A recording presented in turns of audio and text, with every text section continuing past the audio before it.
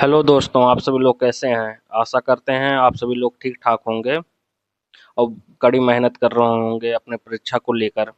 आज हम basic knowledge पहले लेकर आए हैं। जैसे 10 अगस्त को क्या मनाया जाता है? 10 अगस्त को मनाया जाता है विश्व जैव ईंधन दिवस और राष्ट्रीय कृमि मुक्ति दिवस मनाया जाता है। ये चीज़ याद रखिएगा, 10 अगस्त को विश्व जैव ईंधन दिवस और राष्ट्रीय कृमि मुक्ति दिवस दोनों मनाया जाता है। फिर 12 अगस्त को मनाया जाता है विश्व हाथी दिवस मनाया जाएगा। फिर उसके बाद आता है 29 जुलाई को। कौन सा दिवस मनाया जाता है? तो 29 जुलाई को मनाया जाता है अंतर्राष्ट्रीय शेर दिवस मनाया जाता है। ये चीज़ याद रखिए। उसके बाद आता है आर्मी चीफ की पहली महिला एडीसी कौन बनी है? तो ये चीज़ याद है, शिवानी सहरावत बनी है आर्मी चीफ की पहली महिला एडीसी। यह ऐतिहासिक उपलब्धि भारतीय सेना में महिलाओं की बढ़ती भागीदारी को दर्शाता है कि जो शिवानी सहरावत बनी है, इससे महिलाओं के लिए एक प्रेरणा बनेगी। उसके बाद आता है आर्मी चीफ कौन है? तो आर्मी चीफ जो है धीरज सेठ जी हैं। ये चीज़ याद रखिएगा। इसके पहले कौन थे? जनरल उपेंद्र द्विवेदी के बाद जनरल जनरल धीरज सेठ ने आर्मी चीफ का कार्यभार संभाला है। फिर आता है भारत का 35वां 45 नंबर का वैश्विक धरोहर कौन बना है? सारनाथ बना है। यूनेस्को की वैश्विक धरोहर सूची में सारनाथ को शामिल किया गया है। ये चीज़ याद रखिएगा। यह उत्तर प्रदेश के वाराणसी के पास स्थित है। ये चीज़ मैं पहले बता चुका हूँ, इसको मैं करंट अफेयर में इसके पहले वाले वीडियो में ला चुका हूँ, तो वीडियो जरूर देखिएगा। उसके बाद आता है दुनिया का सबसे बड़ा दही बनाने का प्लांट कहाँ स्थित हुआ है या कहाँ स्थापित हुआ है? तो दुनिया का सबसे बड़ा दही बनाने का प्लांट पश्चिम बंगाल में स्थापित किया गया है। फिर यह दुनिया की सबसे बड़ी दही उत्पादन प्लांट बन गई है। इससे डेयरी सेक्टर को मजबूती मिलेगी और रोजगार के नए अवसर पैदा होंगे। ये चीज याद रखिएगा। फिर आता है चीन ने दुनिया का सबसे बड़ा सुपर कंडक्टिव चुंबक बनाया है। ये क्वेश्चन बहुत इंपॉर्टेंट है क्योंकि परीक्षा की दृष्टि से ये चीज़ बहुत जरूरी है, तो इसको याद रखिएगा कि चीन ने दुनिया का सबसे बड़ा सुपर कंडक्टिंग चुंबक बनाया है। और यह चुंबक जो है भविष्य के लिए फ्यूजन रिएक्टर एवं हाई स्पीड ट्रेन और वैज्ञानिक अनुसंधान के लिए बहुत बड़ा भूमिका निभाएगी। तो वीडियो को आप सभी लोग लाइक कमेंट शेयर जरूर किया कीजिए क्योंकि बहुत मेहनत लगती है वीडियो बनाने में। उसके बाद आता है मुख्यमंत्री निजुत मोयना योजना 2.0। ये कहाँ की योजना है? ये असम सरकार की योजना है। और आता है मुख्यमंत्री निजुत बाबू आसोनी योजना 2026। ये कहाँ पर चालू किया गया है? ये भी असम सरकार की योजना है। असम सरकार ने यह योजना चालू किया है। अब उसके बाद जानते हैं 9 अगस्त को कौन कौन सा दिवस था।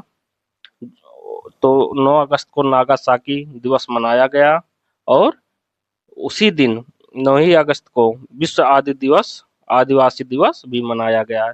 तो याद रखिएगा कि 9 अगस्त को दो दिवस मनाए जाते हैं, नागासाकी दिवस और विश्व आदिवासी दिवस मनाया गया। और ये दोनों मुख्यमंत्री निजुत मोयना योजना 2.0 और मुख्यमंत्री निजुत बाबू आसोनी योजना 2026 कहाँ की योजना है? असम सरकार की योजना है। ये भी आप सभी लोग याद रखिएगा क्योंकि आने वाली परीक्षाओं में ये सब बहुत योजनाएं पूछी जा रही हैं, तो इस वजह से याद। उसके बाद आता है आज का पहला करंट अफेयर क्वेश्चन। नेटफ्लिक्स ने as seen on Netflix portal किसके सहयोग से लॉन्च किया है? तो ये चीज याद रखिएगा कि भारत के पर्यटन और सांस्कृतिक मंत्रालय के सहयोग से नेटफ्लिक्स ने as seen on Netflix portal launch किया है। और भारत के पर्यटन और सांस्कृतिक मंत्रालय के मंत्री कौन है? तो श्री गजेंद्र सिंह शेखावत जी हैं। ये चीज भी याद रखिएगा। फिर आता है नेटफ्लिक्स ने भारत की फिल्मिंग लोकेशन को प्रमोट करने के लिए यह पोर्टल लॉन्च किया है। तो कौन सा पोर्टल नेटफ्लिक्स ने लॉन्च किया है भारत के सरकार के सहयोग से? तो as seen on Netflix launch किया है। और मंत्रालय कौन सा है? पर्यटन और संस्कृति मंत्रालय के सहयोग से लॉन्च हुआ है। अब क्वेश्चन नंबर 2 आता है भारत में ई समुद्र डिजिटल प्लेटफॉर्म कहाँ लॉन्च किया गया है? तो भारत में ई समुद्र जो डिजिटल प्लेटफॉर्म है वो मुंबई में लॉन्च किया गया है। ये चीज याद रखिएगा। और यह प्लेटफॉर्म भारत के समुद्री प्रशासन और डिजिटल के बदलाव को तेज करेगा। तो कहने का मतलब ये है कि ई समुद्र जो लॉन्च हुआ है समुद्र में रहने वाले नौसेना के लिए एक मजबूती का प्लेटफॉर्म है, जहां पर पोर्टल के माध्यम से ये व्यवस्था को देख सकेंगे और जो भी गतिविधियां हैं उसकी जानकारी लेंगे। क्वेश्चन नंबर 3 आता है, भारत में किसे संत कबीर हैंडलूम अवार्ड से सम्मानित किया गया है? तो जो संत कबीर हैंडलूम अवार्ड्स है, ये इस बार 3 लोगों को सम्मानित किया गया है। एक उत्तर प्रदेश के हैं, एक उड़ीसा के और असम के। यह जो संत कबीर हैंडलूम अवार्ड है, किसके द्वारा दिया गया है? ये राष्ट्रपति के द्वारा ये अवार्ड दिया गया है। तो कौन कौन से? पहले नंबर पे शाह मोहम्मद अंसारी हैं, और ये उत्तर प्रदेश के रहने वाले हैं। ये जामदानी साड़ी के लिए प्रचलित है, इसलिए इनको यह अवार्ड दिया गया। दूसरे नंबर पे हैं राम मेहर, जो कि उड़ीसा के रहने वाले हैं। इनको किस लिए दिया गया है? बिचता पार खाद साड़ी जो है, इसके लिए दिया गया है। तीसरे नंबर पे हैं रोनिमा चेतिया चौधरी, इनको दिया गया मूंगा सिल्क साड़ी के लिए, जो कि असम के रहने वाले हैं। यह पुरस्कार जो भारत के बेहतरीन हैंडलूम कलाकारों को उनके उत्कृष्ट और कला के योगदान के लिए दिया जाता है, क्योंकि इनके द्वारा एक से एक डिजाइन, एक से एक मॉडल का साड़ियाँ तैयार किया जाता है। तो ये चीज़ याद रखिएगा।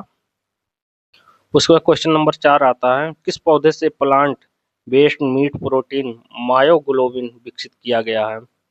तो ये चीज़ याद रखिएगा कि तंबाकू और लेट्यूस पौधे से बेस्ड मीट प्रोटीन मायोग्लोबिन का लक्षण पाया गया या खोजा गया है या पौधे के विकास किया गया है। ये किसके माध्यम से किया गया? ये है इंपीरियल कॉलेज लंदन के शोधकर्ताओं ने यह विकसित किया यह प्लांट। फिर पौधे से प्राप्त मायोग्लोबिन का उपयोग प्लांट बेस्ड मीट में किया जा सकता है। और मायोग्लोबिन जो मांसपेशियों में पाए जाने वाला ऑक्सीजन बाइंडिंग प्रोटीन होता है। ये चीज जरूर याद रखिएगा कि मायोग्लोबिन क्या होता है? मांसपेशियों में पाए जाने वाला ऑक्सीजन बाइंडिंग प्रोटीन होता है। यह प्लांट बेस्ड मीट को वास्तविक मांस जैसा रंग और स्वाद देने में मदद करेगा। तो यह जो है प्लांट जो है मायोग्लोबिन की रंग भी, फिर उसमें पाए जाने प्रोटीन में मदद करेगा।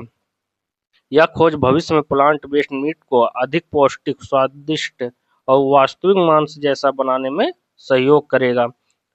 और मायोग्लोबिन क्या है, इसके बारे में जान लेते हैं। यह जानवर की मांसपेशियों में पाए जाने वाला प्रोटीन है, जो ऑक्सीजन को बहता और मांसपेशियों को लाल रंग देता है। तो ये भी याद रखिएगा कि मायोग्लोबिन का जो प्लांट है या जो विकसित किया गया प्लांट कौन कौन सा है? एक तंबाकू का पौधा है, एक दूसरा का लेट्यूस का पौधा है। और कहाँ के द्वारा खोज किया गया? लंदन के द्वारा।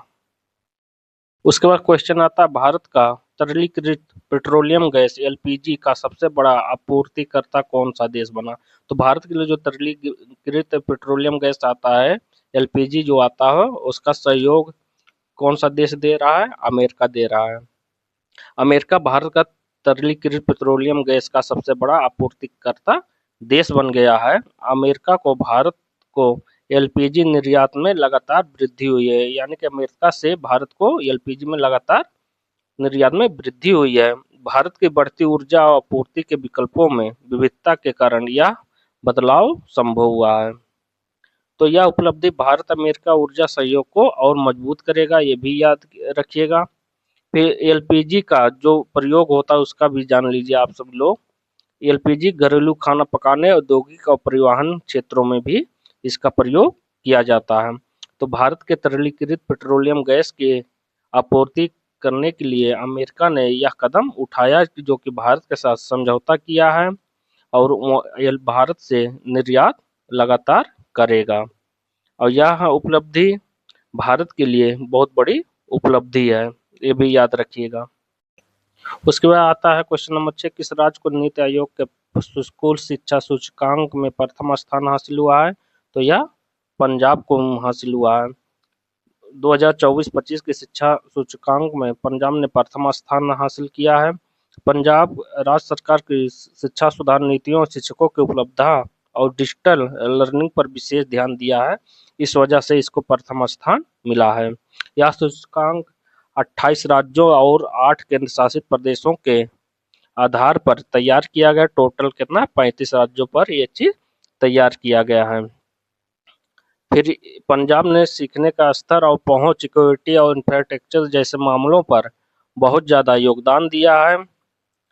उसके बाद आता है स्कूल शिक्षा सूचकांक। राज्यों और केंद्र शासित प्रदेशों में स्कूल शिक्षा की गुणवत्ता और परिणामों को मापने का एक समग्र मूल्यांकन किया गया है। तो ये चीज याद रखिएगा कि पंजाब जो बना भारत का सबसे अच्छा राज्य बन गया शिक्षा के क्षेत्र पे। आज के लिए बस इतना ही।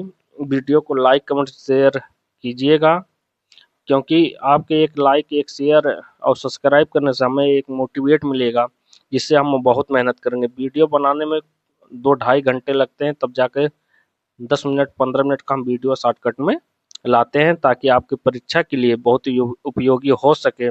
जो आप लोग 1.5-2 घंटे में करंट अफेयर पढ़ते हैं वो चीज़ मैं 10 मिनट में बताने